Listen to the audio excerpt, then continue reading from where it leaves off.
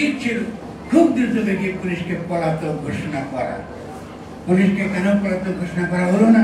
না হওয়ার কারণ খুব সিম্পল, কারণ যে কোনো কারণ হোক না কেন হয়তো তারা আমাদেরকে প্রমাণ করতে পারবেন না শেখ হাসিনা আমলে যারা পুলিশ ছিল তারা প্রত্যেকে বাংলাদেশের পুলিশ ছিল। 2 নম্বর কারণ হচ্ছে যখন পুলিশ অতীতে দুর্নীতির কথা বলছিলাম, পুলিশ এর আগে মাসে 2, 3, 4 বেলা 50 লাখ টাকা তারা কামাতো। তো আপনার এই ছোট চাকরির জন্য ফিরে আসবে নাকি বিপদ? আমাকে বলেন আসবে কেউ? আসবে না। বলে আপনার তো আগেই বুঝে উচিত ছিল পুলিশ আসবে না, তাহলে আপনি প্রস্তুতি নিলেন না। আপনি কেন প্রস্তুতি নিলেন না আইন শৃঙ্খলা রক্ষাকে, থানাগুলোকে রক্ষা করা, বা সেই ক্ষেত্রে পুলিশ আপনার কি করতে রাখবে? এখন জনশৃঙ্খলা রক্ষা করা একটা সবচেয়ে বড় একটা সংকট হয়ে দাঁড়িয়ে। এই জন্য বারবার বলা হয় বিপ্লব কিন্তু ডিনার পার্টি না। তরুণরা ভেবেছিল বিপ্লব ডিনার পার্টি, এটা ডিনার পার্টি। মানে আমাদেরকে মনে হয় এই বাস্তবতা আমাদের ফিরে আসতে হবে, আমাদেরকে বসে ফিরে আসতে হবে। তো এই কথাগুলো করার পরে আমি আগামী দিনে কিছু গুরুত্বপূর্ণ বিষয় আপনাদেরকে অল্প করে ব্যাখ্যা করবো, যেটা আমাদের করা দরকার। কিন্তু এখন আমরা গণ-অভ্যুত্থানের মধ্যে দিয়ে যে কাজটা করতে পারতাম সহজে, এখন এই কাজটা আমাদের অনেক কঠিনভাবে করতে হবে। তবু তো কাজ শুরু করতে হবে আমাদেরকে।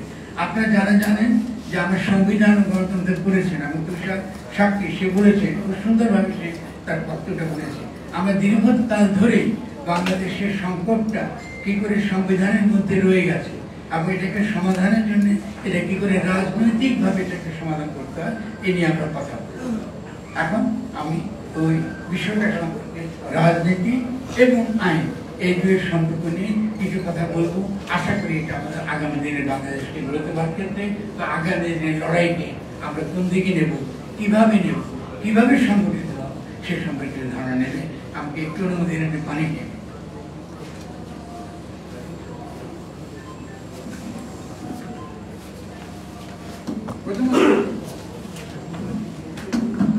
প্রথমত আমাদেরকে পরিষ্কার হতে হবে সকলকে যে জনগণ কথাটা রাজনীতি, জনগণ কথাটা আমরা একসঙ্গে বিমুক্ত হবে, এটা একটা বালি বস্তা চালু বস্তায়। জনগণ মানে তারা যারা ফ্যাসিস্ট শক্তির বিরুদ্ধে লড়াই করেছে এবং হাজির হয়েছে, এটা হলো জনগণ। এখন দেখেন তর্কটা কিভাবে করে। আচ্ছা, আওয়ামী লীগের কি এখন আগামী দিন নির্বাচন করার অধিকার আছে? এটা কুতর্ক না, আমি এর উত্তর দেব না, এটা কুতর্ক। এই প্রশ্নটা তোলার ধরনটাই ভালো, ভারতটাই মূল প্রশ্নকে অ্যাভয়েড করে। কেন করি আমরা এই প্রশ্ন? কারণ জনগণ কি এটা পরিষ্কার না হয়ে যাবে। অবশ্যই কোনো ফ্যাসিস্টের, যেহেতু লড়াইটা ফ্যাসিবাদের বিরুদ্ধে, ফ্যাসিস্ট শক্তির বিরুদ্ধে, অবশ্যই কোনো ফ্যাসিস্টের নির্বাচনে অংশগ্রহণের কোনো অধিকার নেই। আপনাকে আরেকবার কি ফ্যাসিস্ট রাষ্ট্র চান? যদি না চান তাহলে আওয়ামী লীগ কেন? ফ্যাসিবাদ কি আর অন্য দলে নাই? ফ্যাসিবাদ কি আমাদের মধ্যে নেই? আমাদের মধ্যে আছে, এবং সমাজের মধ্যে আছে বিপুলভাবে।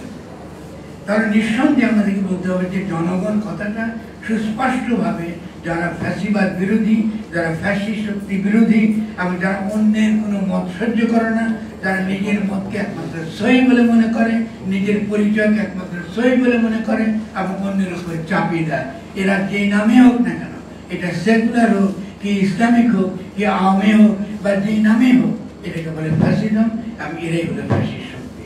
এরাই কিন্তু মব জাস্টিস করে। মব জাস্টিস হাওয়া থেকে হয় না, মব জাস্টিস করে কারণ ফ্যাসিবাদ সমাজে হাজির রয়েছে। ফ্যাসিবাদ সমাজে হাজির রয়েছে বলেই মাজার ভাঙা হয় ধর্মের নামে। ফলে আমাদেরকে পরিষ্কার বলতে হবে যে লড়াইটা কিন্তু কোনো রাজনৈতিক দলের বিপক্ষে না। কোনো রাজনৈতিক দল সম্পর্কে যখন আমরা মন্তব্য করবো, এটা অত্যন্ত অন্যায়। কেন?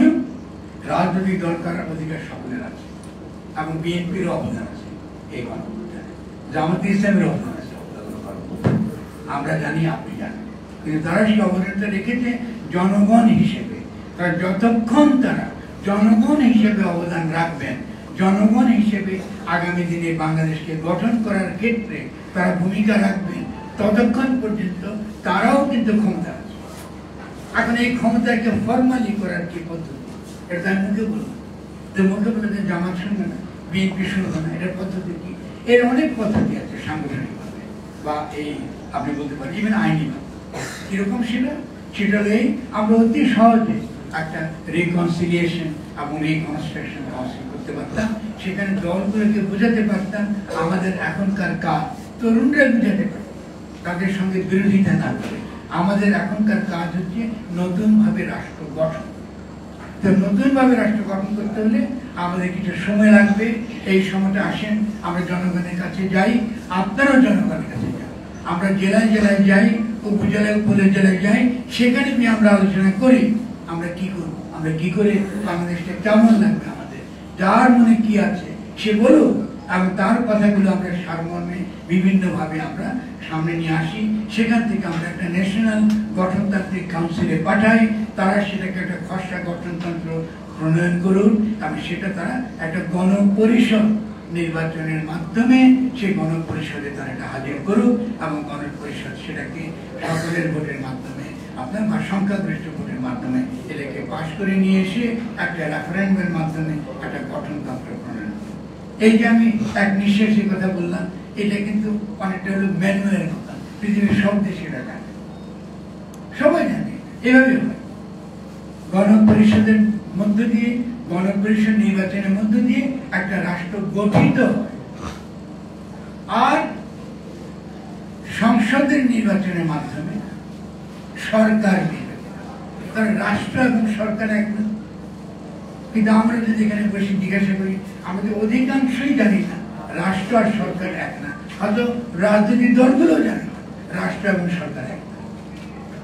তো নির্বাচনে তো রাজনৈতিক দলগুলো অবশ্যই থাকবে, তো তারা গণপরিষদ নির্বাচন আসুন এবং এসে বলুক তারা কি ধরনের রাষ্ট্র চায়। তাহলে তাদেরকে তো আপনাকে আনতে হবে। আপনি জনগণ যখন বলেন তখন তো তাদের তো অধিকার আছে, তারা তো জনগণের প্রতিনিধিত্ব করে।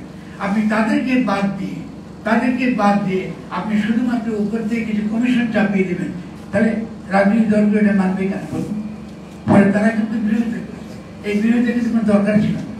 এটা কিন্তু অতি সহজে আলাপ আলোচনার মাধ্যমে পাবলিকলি কিন্তু সমাধান করা যায় সহজে। আবার আপনি দেখেছেন যে আপনি এর আগে এই যে তারেক রহমান এর আগে একটা বক্তব্য দিয়েছেন, তার শেষ বক্তব্য শুনুন, তিনি খুব সুন্দর করে বলেছেন যে এটা তো জনগণই নাকি, জনগণের সরকার, এই সরকার আমরা সমর্থন করবো।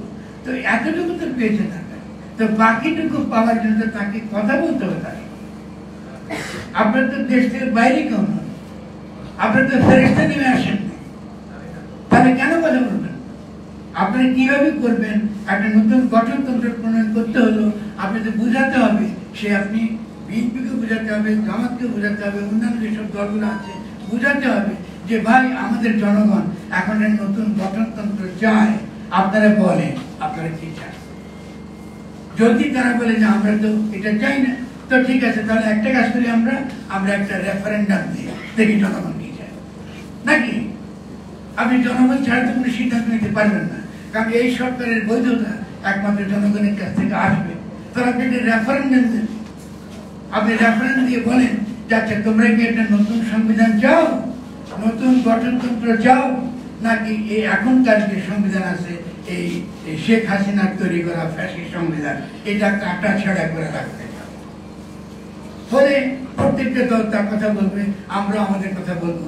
আমরা বলবো এখান থেকে আমি উল্লাহমান আমরা বলতেছি আমাদের নতুন গণতন্ত্র লাগবে, আমরা প্রচার করবো জনগণের কাছে যে ভাই আমাদের নতুন গণতন্ত্র লাগবে। জনগণকে বাদ দিয়ে কারো পক্ষে আমি বলি বা যে কেউ বলি আমরা কোনো কিছু উপর থেকে চাপিয়ে দিতে পারবো।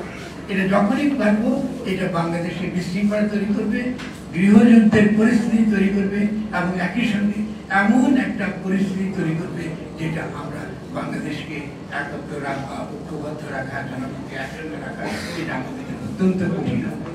ফলে এটা অত্যন্ত একটা কঠিন পরিস্থিতি। এখন সেই জন্য আমরা মনে করি যে আমাদেরকে অবশ্যই কিছু কনসেপ্ট, কিছু ধারণা পরিষ্কার থাকতে হয় মাথার মধ্যে। আমি বিশেষত তরুণদেরকে উদ্দেশ্য করে কথাটা বলব। জনগোষ্ঠী কথাটার পরে পরবর্তী যে ধারণাটা অত্যন্ত গুরুত্বপূর্ণ সেটাকে বলা হয় রাজনৈতিক জনগোষ্ঠী। এটা পলিটিক্যাল কমিউনিটি। কেন এটা গুরুত্বপূর্ণ? কারণ 72 সালে আমরা একটা পলিটিক্যাল কমিউনিটি হিসেবে আমাদেরকে গঠিত হতে, নিজেদেরকে নিজেরা গঠন করতে দেওয়া হয় না। 72 সালের সংবিধান উপর থেকে চাপিয়ে দেওয়া, যারা পাকিস্তানের সংবিধান লিখবার কথা তারা এসে বলেন আমরা তোমাদের সংবিধান লিখে দেব। তারাও লেখেন, এটা লেখেন কামাল হোসেন, ভালো মানুষ, বিরুদ্ধে কোনো অভিযোগ নেই।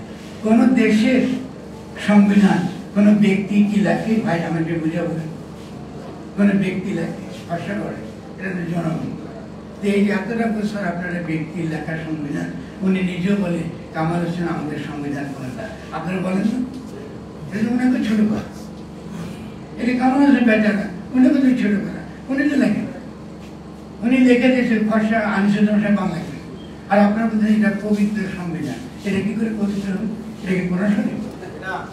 তাহলে এই যে সমস্যাগুলো রয়ে গেছে, দেখুন এই যে দেখেন রাজনৈতিক জনগোষ্ঠী কথাটা না বোঝার ফলে, রাজনৈতিক জনগোষ্ঠী না বোঝার ফলে আমরা কি বলি? আমরা কে হয়ে যায় বাংলাদেশি, কে হয়ে যায় বাঙালি, কে হয়ে যায় মুসলমান, কে হয়ে যায় হিন্দু, কে হয়ে যায় নারী, কে হয়ে যায় পুরুষ, কে হয়ে যায় ট্রান্সজেন্ডার, হয়ে যায় না? কিন্তু আমরা তো সকলে আমরা তো একই জনগোষ্ঠীর অন্তর্গত।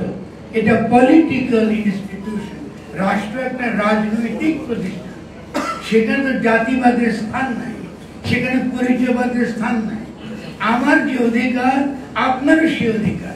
আপনি বাঙালি হতে পারেন, আপনি ইসলামপন্থী হতে পারেন, আপনি ভিন্ন একটা মতদর্শীর হতে পারেন, আপনি সেকুলার হতে পারেন, কেউ নাস্তিক হতে পারে, কিন্তু সকলে সে রাজনৈতিক জনগোষ্ঠীর অন্তর্গত। এই হলো রাজনৈতিক জনগোষ্ঠীর কথাটা মানে। ফলে জাতিবাদ থেকে মুক্ত হওয়া, ফ্যাসিবাদ থেকে মুক্ত হওয়ার জন্য, সকল প্রকার বিশৃঙ্খলা অনৈক্য থেকে মুক্তি হওয়ার জন্য জনগণকে এই ধারণাটা আপনাকে দিতে হবে যে তোমরা একটা রাজনৈতিক জনগোষ্ঠীর অন্তর্গত। সেই রাজনৈতিক জনগোষ্ঠীর রাজনৈতিক নাম হলো বাংলা।